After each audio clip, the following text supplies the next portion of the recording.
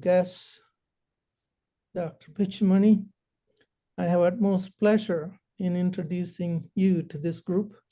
I consider it an honor because you are one of the earliest graduates from Trivandrum Medical College, from where I am also. Dr. Pitchumoni is a medical doctor with a fellowship from Canada as well as Edinburgh. He has MACP, MACG, MPH, and AGAF, has been an academic gastroenterologist in India as well as in the United States. He graduated from the Trivandrum Medical College in 1953 and got his, I suppose he joined in 53, and he got his MBBS in 1960. Then he came to the United States and has been a very prolific member of the academic community representing Kerala. And I'm proud that he is from Trivandrum Medical College as well, my alma mater. In 1981, Dr. Pitchumoni was promoted to full professor of internal medicine at the New York Medical College. Most of his students called him Dr. P. He has been chief of gastroenterology, hepatology, and clinical nutrition at Misericordia Hospital, and for decades served as the chairman of the Department of Medicine.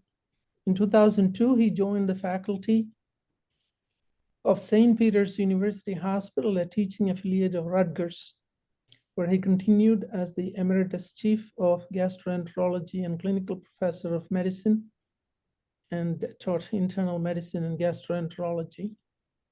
He has been a very prolific writer, having written 200 peer-reviewed articles, which itself is a record, in 120 book chapters. Has edited several books, and he has also published several. The book on geriatric gastroenterology he co-edited with Dr. T.S. Dharmarajan is a classic and considered a masterpiece. For his excellence in teaching clinical gastroenterology, and bedside students at the Drexel University gave him the prestigious Osler Award. Osler, as you know, is the father of Western medicine in the United States, a very prestigious award. He has been honored with multiple awards from both Indian and global organizations. It's unusual that he was recognized by both the American College of Physicians and the American College of Gastroenterology as a master. He's a master clinician, master teacher, master scientist. The government of India recognized his achievement with the Hext Om Prakash P.N. Chuttani FP Atria Dr. Thankavelu Oration and the Madras Diabetes Research Foundation Awards. He was presented with the Lifetime Achievement Award from Our Lady of Mercy Medical Center in 2002 and was named Physician of the Year by St. Peter's University Hospital in 2010.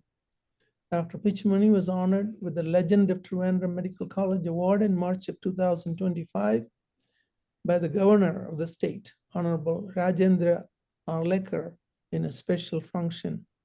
It has been my special pleasure to introduce Dr. Pitchumoni, and I invite him to give his distinguished lecture. Thank you, everybody, for listening.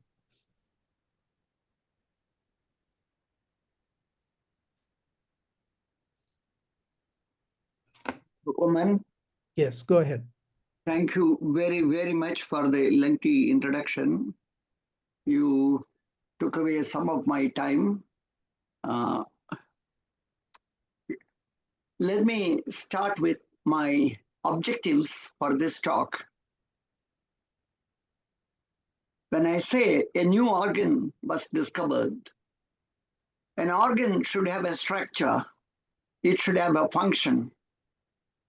And this organ that was discovered only in the 21st century, I will tell you why it took so much time for us to realize that there is a hidden organ. So we will talk about the structure, the function, what happens at the time of birth and what happens, the gut microbiota in centenarians, factors influencing gut microbiota at various stages of our life. What causes the microbiota to be healthy and unhealthy? And as I say, now almost every specialty is referring to the gut microbiota as though it is playing a major role. The major problem currently in the world is obesity and obesity-related disorders, which include cancers of various organs, insulin resistance, and above all, even Alzheimer's disease is now related to the gut microbiota, because we have realized that the microbiota in the gut is in constant communication. It's talking to each other, to the brain, and the brain talks to the gut microbiota.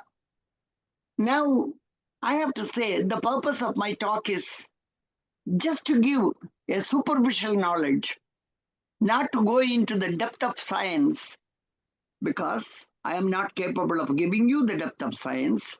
And also, I feel it is not necessary that most of us should know the technique of studying all these microbiota. Most of the techniques are rather new. Now, I have to show you this article from New York Times, subsequently published in Mayo Clinic, because this stimulates our interest in the topic. You see the big white rat and the black one. What is interesting is, by doing fecal transplant of this lean rat to the obese rat, or vice versa, the gut microbiota, when it was transferred from the obese to the lean rat started gaining weight. And the same thing, there is no color discrimination. The same thing happened with the white rat also. This news item in New York Times created such a big interest. Can we transplant microbiota from a lean person to the obese person, or obese person to the lean person, to achieve the weight loss or weight gain that we need?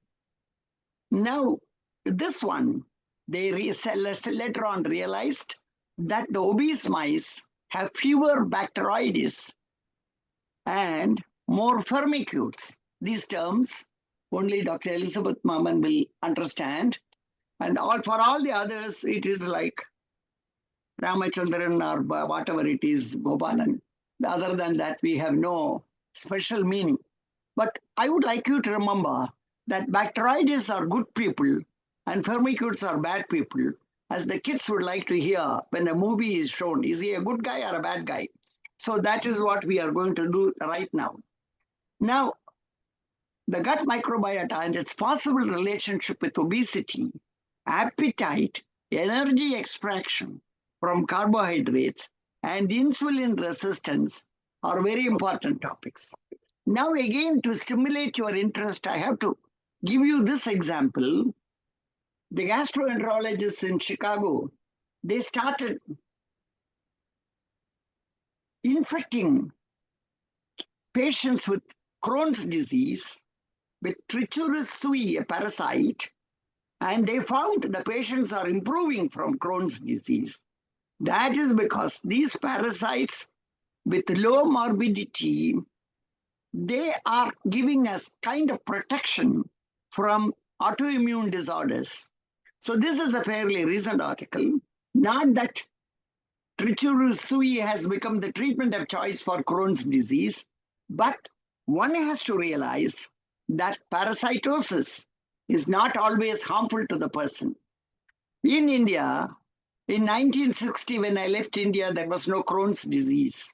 Now there is an epidemic of Crohn's disease in Bombay, as well as in major cities.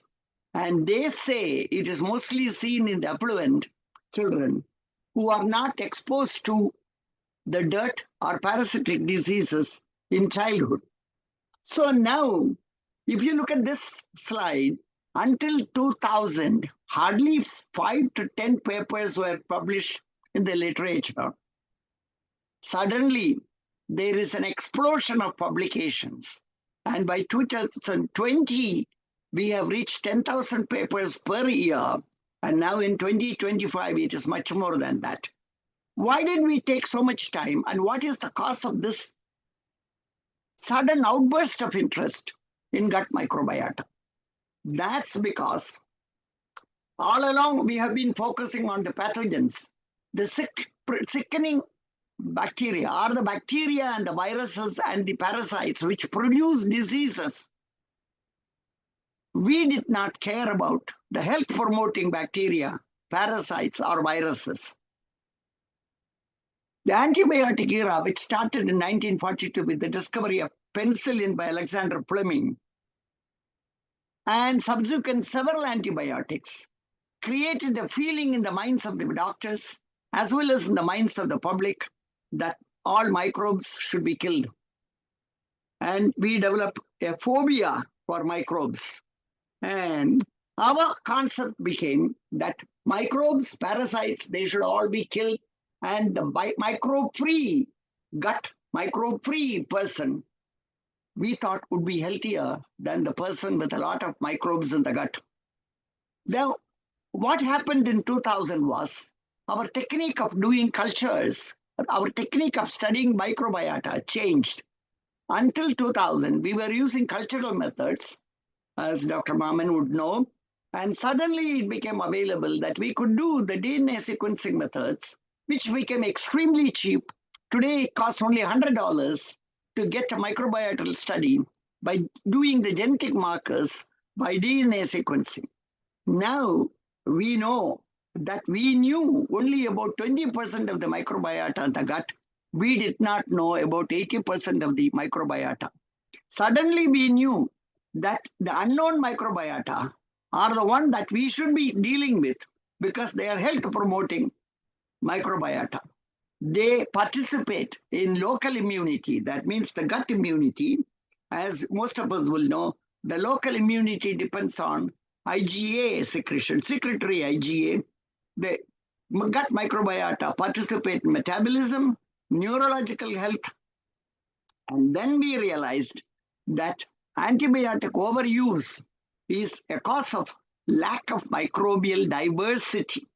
So what we need is a microbial diversity for a healthy microbiome.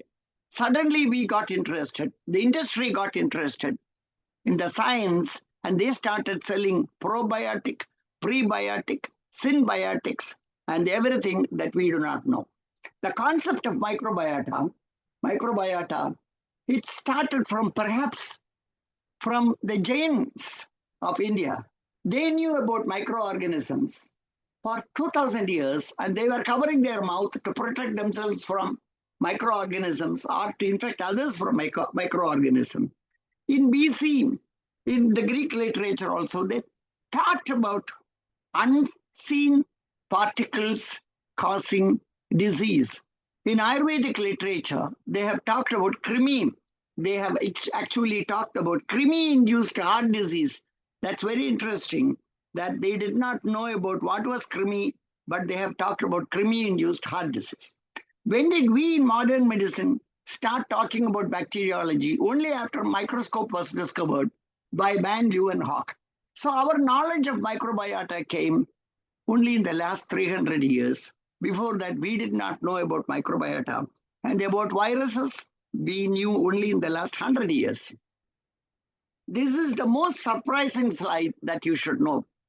80% of the antibiotic, as you can see here, 80% of the antibiotic that is imported, aureomycin, is used in farming. Why are they used in farming? Not to sterilize the gut of the animals. Years ago, they found out that antibiotic aureomycin will produce the animal fatty. So in order to sell fatty cattle, they treated animals with aureomycin. So aureomycin became the fat drug.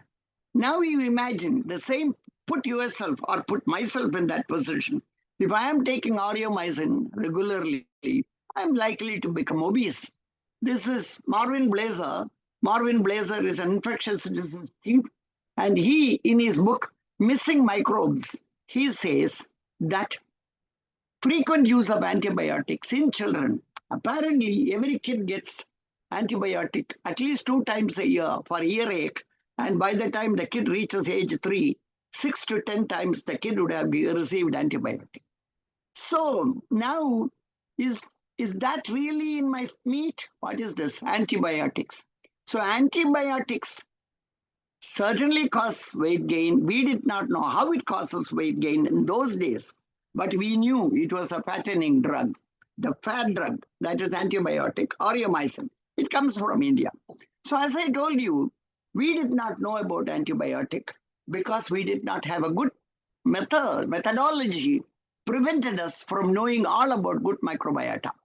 Now we know by genomic methods, omic methods, we know that there are lots of other bacteria that we had no idea. And these unknown bacteria are useful, healthy, and they should not be killed by frequent use of antibiotic. Now we need a diversity of antibiotic. Beneficial antibiotic, bifidobacterium, lactobacillus, akkermansia. And pathological, there are pathological bacteria and beneficial bacteria. So now what happens? A new organ is hiding. As I said, all the germs are harmful and should be avoided. That was the belief. The word germ or parasite is used in a negative connotation. When you hear germ, that means it should be killed. That is the way we think about germs. Germs are not bad. Germs are our friends. Most of them are good. Now, how do we get the germs in our intestine? The fetus intrauterine, general belief is it is sterile. Most of the time, we won't go into controversies. The fetus inside the uterus is mostly sterile, we will say that. At the time of birth, the fetus gets exposed to, if it is vaginal delivery, to vaginal bacteria. If it is cesarean, it gets exposed to cutaneous bacteria. Now, what is the difference, whether it is cutaneous or vaginal? The cesarean born kid, which gets the cutaneous bacteria, the incidence of allergic rhinitis, asthma, celiac disease, these are all more common because they are not getting the good bacteria that the baby, the vaginal delivery baby gets it. So there are many articles on cesarean versus vaginal delivery, long-term infant outcomes. Now, all of us, cesarean section has become so common. In every family, there are multiple kids born by cesarean section. Most of the time, the kids outgrow, and by the time they are 3 years, they get stable microbiota. It doesn't mean that a kid born by cesarean section will always have bad bacteria. That's not true at all. Now, let us see. In Europe now, based on the view that vaginal delivery gives better exposure to good bacteria, there is a practice of swabbing a mother's vagina and transferring it to her baby's mouth, eyes, and skin may stimulate the microbiome. It's not a practice that is approved everywhere, but this is something that is of interest to us. Now, as we say, after the baby is born, for 3 years, you see so many changes in the gut microbiota. It depends upon the mode of delivery, whether it is breastfed or bottle-fed, the frequency of use of antibiotics, exposure to environmental bacteria, environmental parasites, as well as other medications that the kid would be taking. By age 3, the bacteria will be, by age 3, there will be a cessation of gut microbiota. And afterwards, more or less until old age, it continues to be stable, but still influenced by chemotherapy, antibiotic, and diet above all, and exercise. So now, this is the pattern. Now, as I see here, from birth to old age, there is infancy. As age advances, there is inflammaging. That is, inflammation-producing microbiota can overgrow. As I said, Bacteroides are good bacteria, Firmicutes are not so good bacteria. So in older adults, what happens? there is diversity of bacteria is declining. That means it's good to have a variety of bacteria, but instead of that, as age advances, you have only one or two type of bacteria. Okay, so this kind of change, the lack of diversity as well as overgrowth of firmicutes, these are problems as age advances. Now, who are you? In scientific term, a man is mostly bacteria. We are 10 times more bacteria than human cells. Genetically also, the most of our genes are bacterial genes. The trillions of microorganisms, bacteria, viruses, fungi, and even some parasites that live in our intestine, although we call them germs, they are not to be condemned as germs. They are helpful. Now, what is the microbiome? Not invaders, amazing facts. They are 10 trillion. Microbes outnumber our human cells. The microbiome is genetic material for all microbes. So, the bacteria living and on us are not invaders, but beneficial colonizers. The term microbiota is collection of bacteria. Microbiome is a term that we use for genetic material. Now, with considerable metabolic activity, it's a virtual organ. It has profound influence on the development of gut epithelium, and powerful influence on the overall health. Bacterial flora has a combined metabolic activity equal to a well-formed organ within the host. But so far, it is a forgotten organ because we did not know about it. So manipulation of the gut microbiota is a novel treatment strategy for gastrointestinal disorders, for obesity, for psychosomatic problems, for autoimmune diseases. Now, I have again and again said this organ is beneficial. Now, if there is dysbiosis, that means derangement of the microbiota, a dysregulated interaction with the bacterial community, with the microbiome and host, will create a number of problems. It causes immune dysregulation, an increase in the development of autoimmune disorders, inflammatory bowel disease, diabetes, obesity, cardiovascular disease. Now, am I saying that dysbiosis is the cause for every single disease in the body? No. But gut microbiota dysbiosis can play a role in the genesis of many of these disorders. Dysbiosis is abnormal microbial colonization of the intestine. As I mentioned, your lifestyle will change. Your lifestyle means starting from birth, your feeding practices, dietary habits, exercise can promote dysbiosis or can maintain healthy microbiota. Consequence of dysbiosis, when this is a little bit complicated. Dysbiosis, the intestine, it produces a porous epithelial wall. Normal bacteria will protect the intestinal epithelium from preventing the commensal bacteria will prevent pathogenic bacteria from entering. If they enter, they can stimulate the production of several cytokines and lipopolysaccharide. We will come to that later on. Now, gut metabolites, now we know it takes part in the production of short-chain fatty acids and in the production of vitamins, certain vitamins, and certain hormones. These gut microbiota stimulates the production of peptide YY, which is a gut hormone, which suppresses appetite. Several other actions that we will go into that. Local gut effects. The short-chain fatty acid, butyrate is the fuel for the colonocyte. Dr. Venkat Iyer will know very well that the diversion colitis that we see, when you do colostomy, the distal loop can develop colitis. We did not know the pathogenesis. Now we know it is because the short-chain fatty acid, butyrate, is not going through the diverted colon. If you anastomose the colon, the colitis will disappear. So otherwise, you have to give short-chain fatty acid enema. So short-chain fatty acid butyrate is the fuel for the colonocyte. In the absence of that, colonic epithelium will develop inflammation. Short-chain fatty acids, they enhance the tight junction. So they prevent allergens from getting into or toxins from getting into.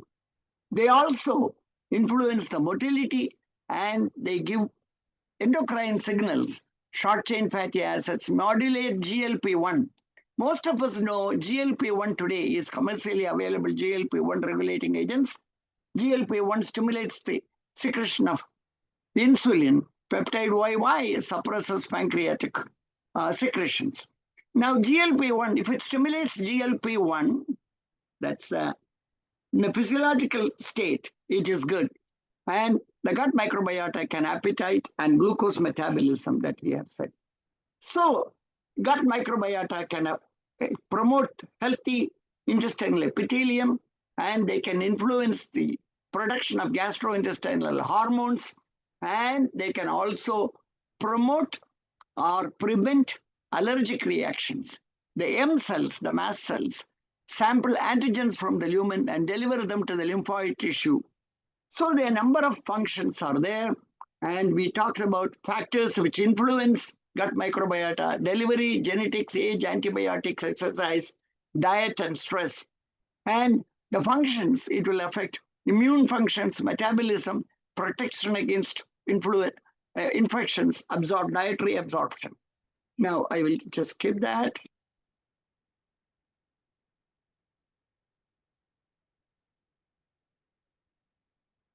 Now, so the gut permeability, when the microbes are dysbiotic, they promote antigens and bacteria to go through the intestinal epithelium, promoting lipopolysaccharide, that is endotoxin, and that will cause insulin resistance. I don't want to go into that. So the gut microbiota can promote insulin resistance and type 2 diabetes mellitus. So the mechanisms are very complicated. The toll-like receptors, and I wouldn't go into that now. So they are linked to autoimmunity, depression, obesity, neurodegenerative diseases like Parkinson's and Alzheimer's. Now I am touching upon the fields of other specialists sitting here. I wouldn't know more about these disorders. Now, so several toxic substances are produced. Gut flora-dependent metabolism promoting atherosclerosis. As I mentioned, lipopolysaccharide endotoxin will cause insulin resistance, and most of us will know that insulin resistance is a factor in promoting atherosclerosis and cardiac disease. Now, so gut microbiota, we have said the factors which affect gut microbiota, and again I am coming back to the original transplantation of gut microbiota from lean animal to obese animal. The normal person has diverse bacteria, and in obese individual, the microbiota, there is no diverse, and there is increased lipopolysaccharide formation or endotoxin formation. So now we will go to that. What happens to bariatric surgery? The surgeons will like to know whether they are able to change the gut microbiota by doing a bariatric surgery. Yes, they are changing. The surgeon did not know that he is really changing the gut microbiota. After bariatric surgery, there is a favorable change in gut microbiota. Now, we said gut microbiota can cause, it's an endocrine organ, it stimulates the production of hormones and insulin resistance. And metabolic changes related to gut microbiota. CNS change, it decreases the appetite. Cardiovascular change, atherosclerosis. Liver, it decreases glucose production, decreases lipogenesis. So pancreas stimulates insulin secretion because I said GLP-1 is stimulated, suppresses glucagon. So these are the normal functions. Now, so cancer in the gut microbiome. Now, if it can cause obesity, certainly it can cause obesity-related cancers. It has been noted that gut microbial changes can promote colon cancer. That we knew for a long time, but we did not know the mechanism. We thought it could be due to accumulation of lithocolate in the gut, and that is a carcinogen. But now we know there are several ways it can promote carcinogenesis. Several cancers are related to obesity, particularly in GI. We talk about adenocarcinoma of the esophagus, gastric cancer, pancreatic cancer, colon cancer. These are all related to obesity. And obesity-related cancers are dependent on dysbiosis of gut microbiota.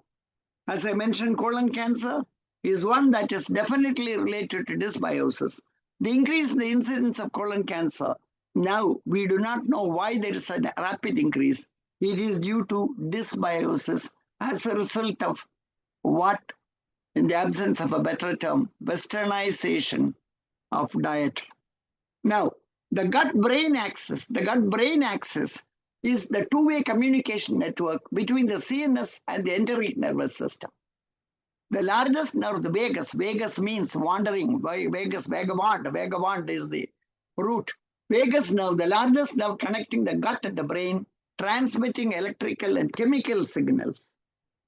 The vagus comes all the way up to the rectum, and the vagus is a wandering nerve. So the neurotransmitters like serotonin, dopamine, GABA produced in the gut, they can influence the vagal nerve endings, and it goes through the reverse direction up to the brain, and there is a brain-gut communication.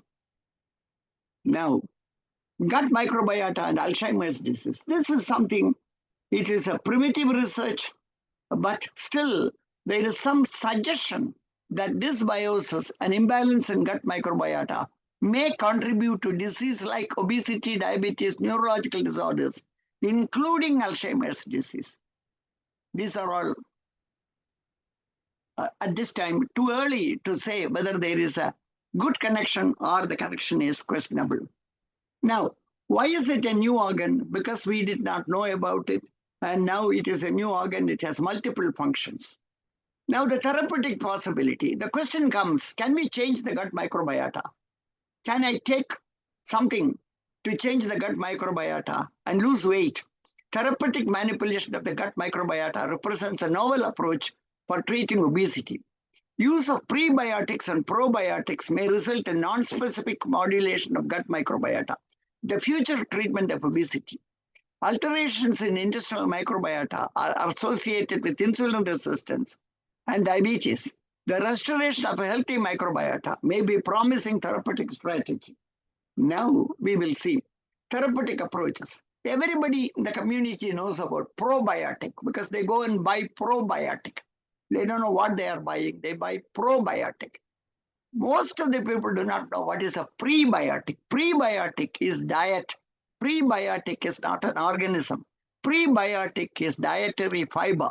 When Dr. Burkitt, Dennis Burkitt, many of you may know as Burkitt's lymphoma, but his greatest contribution is in finding out a role for dietary fiber in preventing a large number of disorders.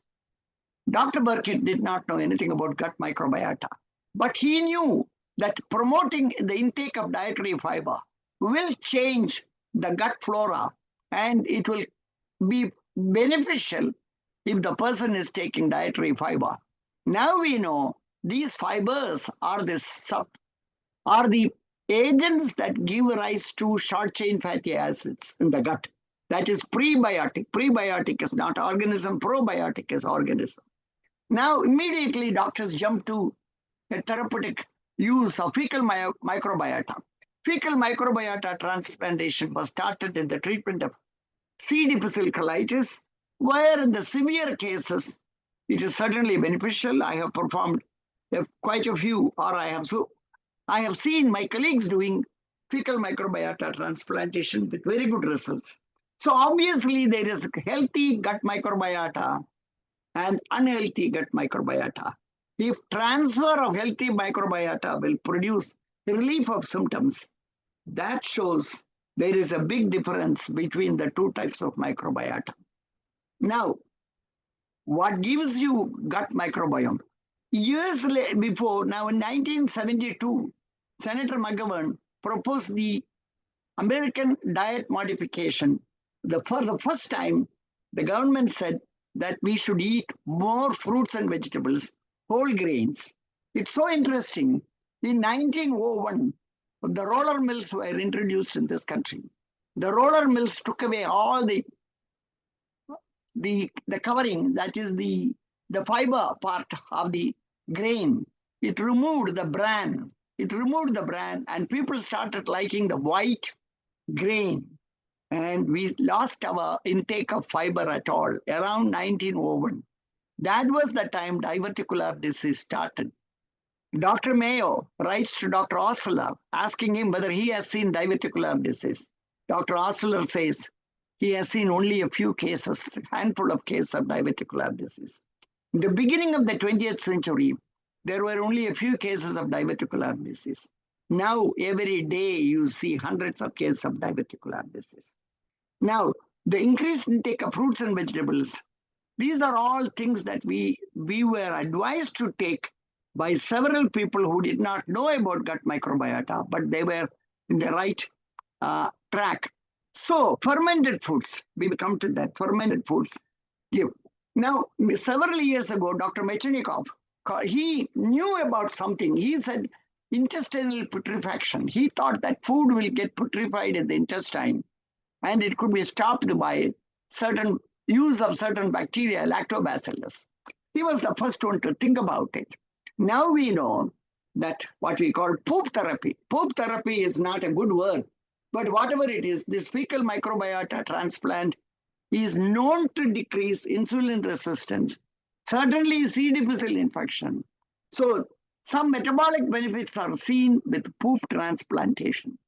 Fecal microbiota transplantation to transplant bacteria or virome now achieved satisfactory results in C. difficile colitis. All the others, it's questionable. We are just doing it. Now, what are synbiotic? Synbiotic, a combination of probiotic and prebiotic, is sold as synbiotic. Now, look at the market value. Market value, it is about 5.54 billion in 2022. Now, the present market, the value of this is 12.15 billion. So now almost everybody is now interested in buying probiotic. And so what is the recommended good probiotic? People ask me, please recommend a good probiotic. The best probiotic is homemade yogurt. But many Americans do not know how to make yogurt. In my practice, I used to tell patients how to make yogurt at home. The commercial yogurts, they contain additives, they contain sugar, they contain preservatives. We do not know the colony count of those yogurts commercially available. Not that they are useless, they are better than not taking any yogurt at all. But if you want to make pure culture without any additive, without any sugar, homemade yogurt is the best probiotic, and it is cheap also. Now, we have not mentioned about autoimmune disorders secondary to dysbiosis. You have several autoimmune disorders, and many of them may be related to dysbiosis. Now, many doctors, particularly in the field of gastroenterology, they are claiming to be specialists on leaky gut. This is not an accepted disease. There may be a leaky gut. There may be epithelial leaks which can promote antigens crossing the barrier and getting into the circulation. But the American Medical Association has not accepted leaky gut as a disease because they say it is too vague at this time. There is no accurate diagnostic method to study leaky gut. But there are specialists claiming to be specialists on leaky gut. Now, to give credit to Dr. Ishwar Variam, my colleague, my friend for many, many years, several years ago, he wrote an article on luminal host defense mechanism against invasive amoebiasis. I have not read the paper very carefully, but this topic is very much related to what we are talking about, and I should congratulate him. Now, in a book that came out in 2023, the microbiota in gastrointestinal pathophysiology. I wrote a chapter on identification of the microbiota in the aging process. Myself and my trainee Sarkar, we wrote a chapter on how the gut microbiota starts from birth to in centenarians and supercentenarians. Supercentenarians are people who live to 110, 105 years of age. This year, I wrote a paper on follicular skin disorders, inflammatory bowel disease, skin disease, inflammatory bowel disease, and the microbiome with another trainee of mine, Banu Farabi. She's a famous dermatologist now at Mount Sinai Hospital. Now, in addition, in the 3-volume gastroenterology book that I wrote with Dr. Dharmarajan, another famous geriatrician of Trivandrum Medical College, graduated from Trivandrum Medical College, he and I, we wrote these chapters where I wrote a chapter on gut microbiota in aging. Now, what did I not include in this presentation? I did not talk about pathogenic bacterial diseases, Shigella, Salmonella, Campylobacter. I did not talk about them. I did not talk about Helicobacter pylori related diseases. But at this time, I have to mention Helicobacter pylori gastritis apparently is noted to decrease the incidence of esophageal adenocarcinoma. Believe it or not.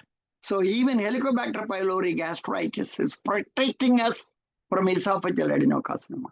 I did not talk about SIBO or small intestinal bacterial overgrowth, which is a consequence of disturbed motility. Now, we are mostly talking about, the emphasis is on the beneficial role of gut microbiota. So in summary, there are many species of gut microbiota. Since it has multiple functions, we can call it an organ. The genomic content is more than the genomes of human cells. And the process of establishing gut microbiota is progressive. And you can cause dysbiosis by frequent use of antibiotics, by so many medications, and other factors. Now, my thanks to all listeners, AKMG office bearers, my friends who joined today, my trainees who helped me in the last 60 years in Trivandrum, Kottayam, New York, and New Brunswick. I have to recognize my mentor, Dr. P.J. Givergis in India, who initially made me write and get interested in research on pancreatic disorders. That was my field of research for several years. Subsequently, my mentor at Yale University, Dr. Martin H. Flock, who was very much interested in bacteriology, introduced me to the topic of gut microbiota. Initially, we did not know much about gut microbiota because we only did cultural methods. Later on, the last 20 years, he made me again show interest in the field of gut microbiota. At the age of 94, 95, he passed away recently. He is my mentor in the USA. Now, again, I am welcoming you all to New Jersey in 2026. You will have a great time in New Jersey. And Jersey City is a wonderful place to have a good view of New York. So I expect you all to join us for the annual AKMG meeting in New Jersey. Now I have 15 minutes time for us to have any useful discussion. So I will conclude here.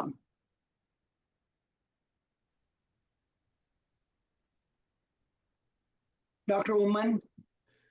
Thank you very much, Dr. Pitchumoni. That has been an exhaustive presentation. You have covered a lot of grounds. And I was hoping to see some questions in the chat room. I have not seen any, but if anybody has questions, please write those in the chat room. If you click on the 3 dots next to my name and then click on it and write a question, it'll come directly to me, or you can send it to everyone so everyone can see the question. So Dr. Pitchumoni, you mentioned since I'm a neurologist, you mentioned the gut-brain axis. And that's a very interesting concept, which also is relatively new. We know that several of the neurotransmitters, you mentioned a couple like gamma aminobutyric acid, serotonin, that have influence on human behavior that are produced by the gastric or intestinal biotome and plays an important role in human behavior. Can you say a few words about it? You know, this gut-brain communication, it's a major topic in gastroenterology currently. We knew the gut-brain communication when Pavlov first said that the thinking about food or smelling the food will stimulate gastric acid secretion. He thought the nerves are very important, but later on we knew about hormones. But today we know, at that time we did not know that the bacterial stimulation of the vagus nerve is also equally important, and they work through serotonin production. Gut microbiota, I didn't say much about serotonin. The enterochromaffin cells of the small intestine are stimulated by the gut microbiota.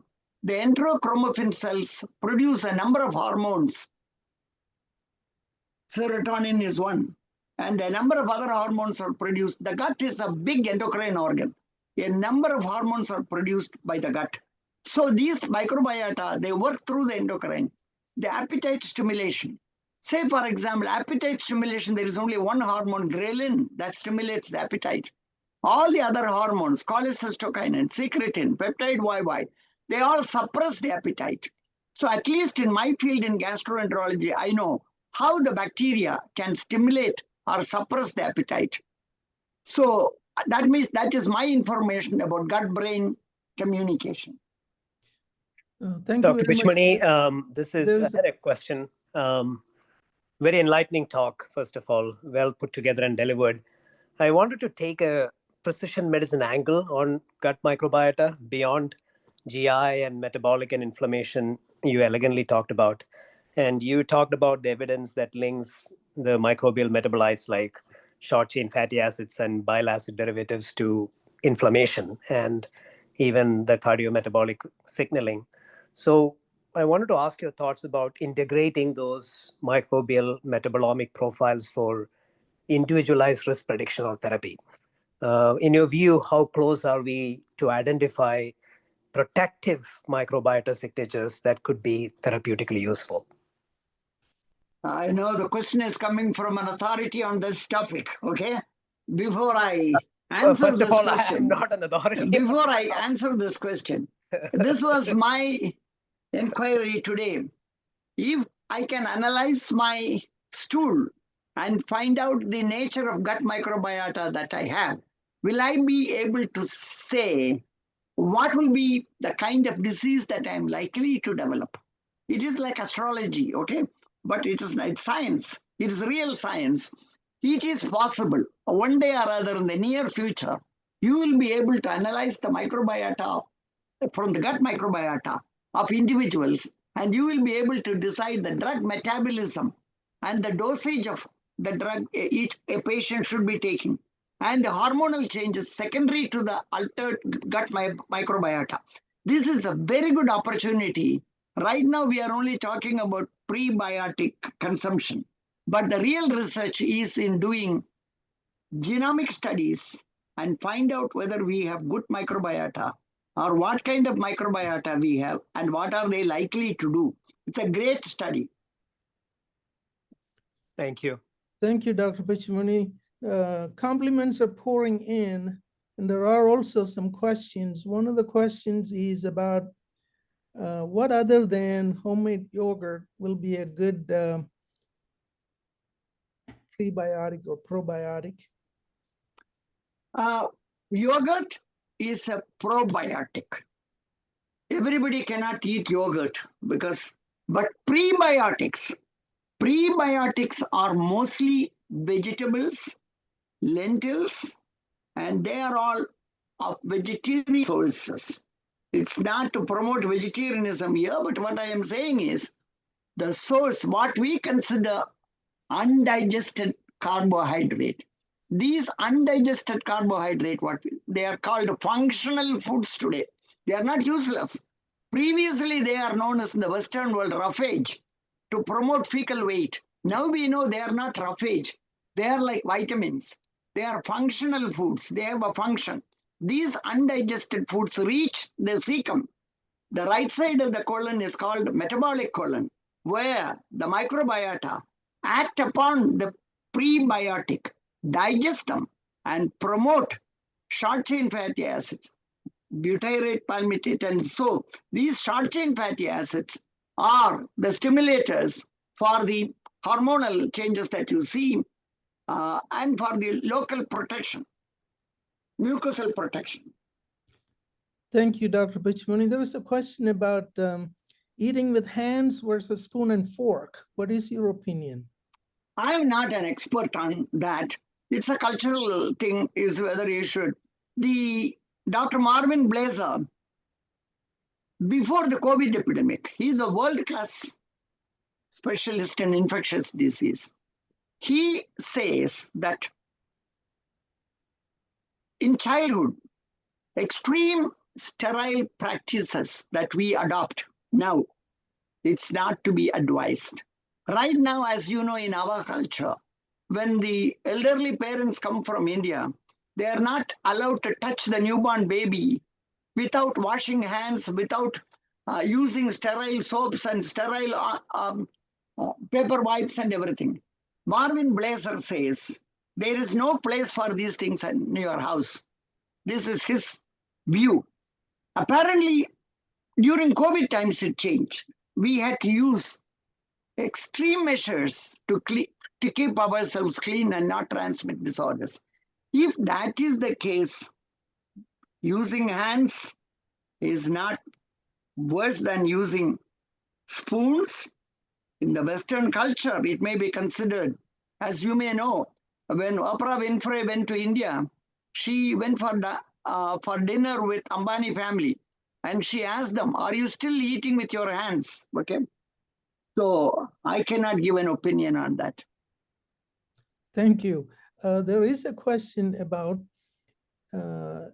you mentioned that we can distinguish the microbiome nowadays quickly with rapid DNA analysis. And the questioner is asking whether you can tailor the administration of probiotics or treatment with microbiomal analysis followed by administration of the missing biota. It's a very, very good question that the microbiologists are now discussing. Because when you take a probiotic, gastric acidity may destroy bacteria to some extent. How much of the bacteria will reach the colon where they are supposed to act upon the mucosa? It's not, we don't know that at this time. Whether the probiotic will hit the area where it should reach, we do not know. Now, the probiotic enemas are given with the hope that it will reach the colon better. Again, we are only just 24 years, 25 years since the study on microbiota started with genomic methods. I'm sure there are many, many excellent labs. The one in Ireland, Cork, Ireland, and in Warsaw, Poland, and then there are a few in New York, Mayo Clinic. There are several centers now working on gut microbiota, including Robert Wood Johnson. Dr. Blazer is here. They're also working on microbiota. And I'm sure all these questions are very thought-provoking. Thank you. For the people who are asking questions, I just want to let you know I'm going in order. I'm not selecting any questions so far because they're all excellent questions. So I'm just going through them one by one. What is the effect of chemotherapy on the gut microbiota? Definitely it causes adverse effects. Chemotherapy is one of the factors that causes dysbiosis. So we knew that because chemotherapy causes not only dysbiosis, it causes mucosal damage also. So they become lactose intolerant. Suddenly they become lactose intolerant after chemotherapy because there is a mucosal lactase goes down. Thank you. In addition to the gut-brain axis, there is also a gut-immune axis, which you touched upon definitely.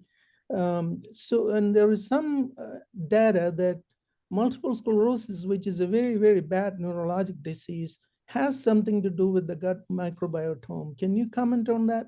I have no idea. I do not know the answer for that question because this is beyond my capacity to understand a neurological problem related to gut microbiota.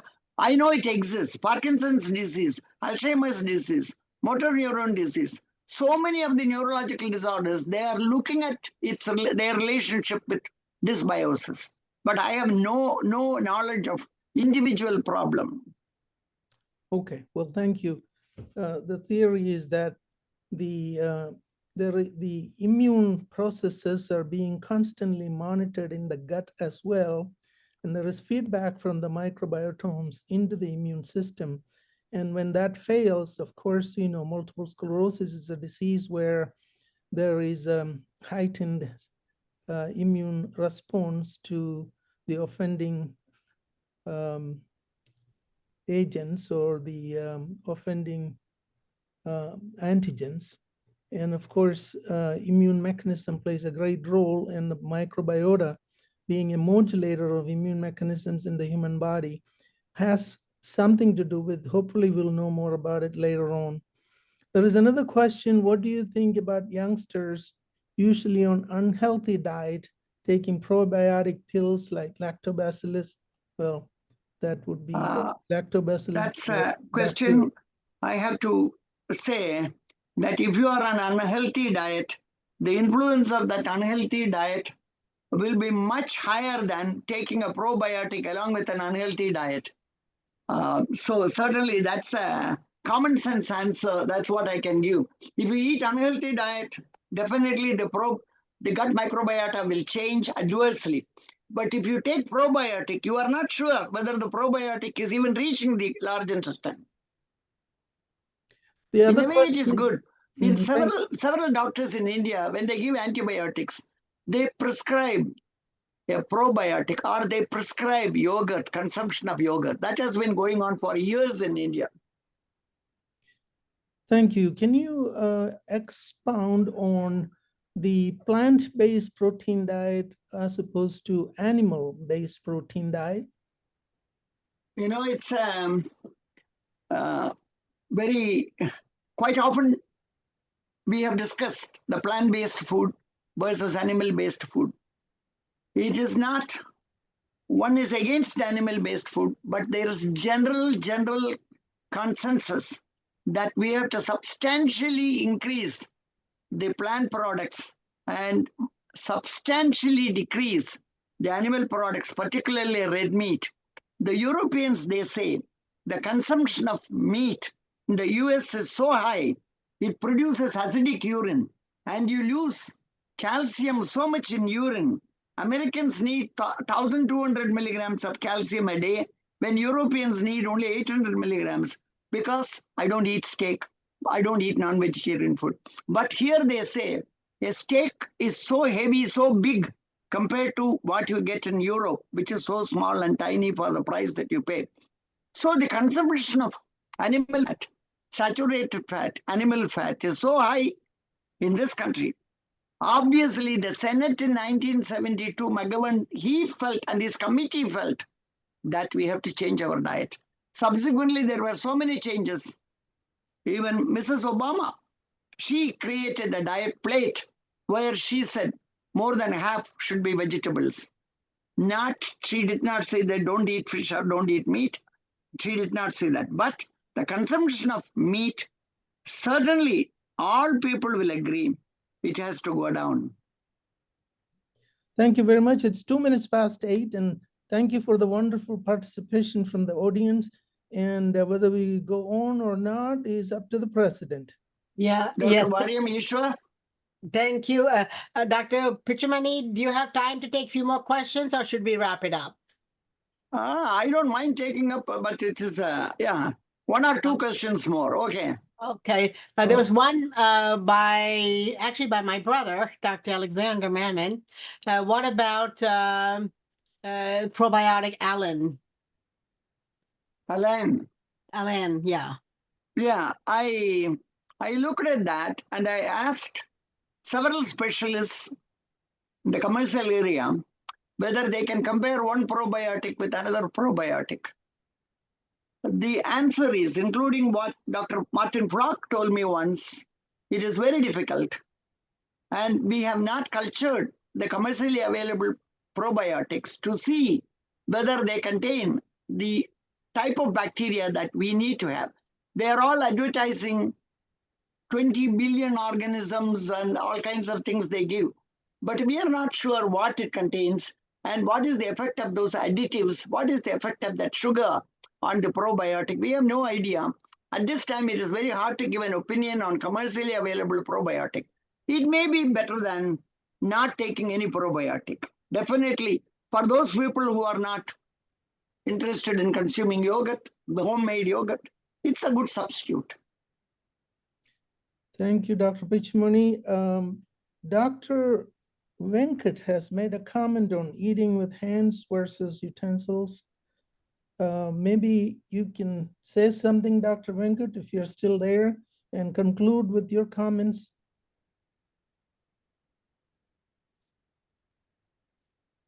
If not, I will read his comment. Eating with hands generally makes the person to eat faster and larger quantities with less chewing.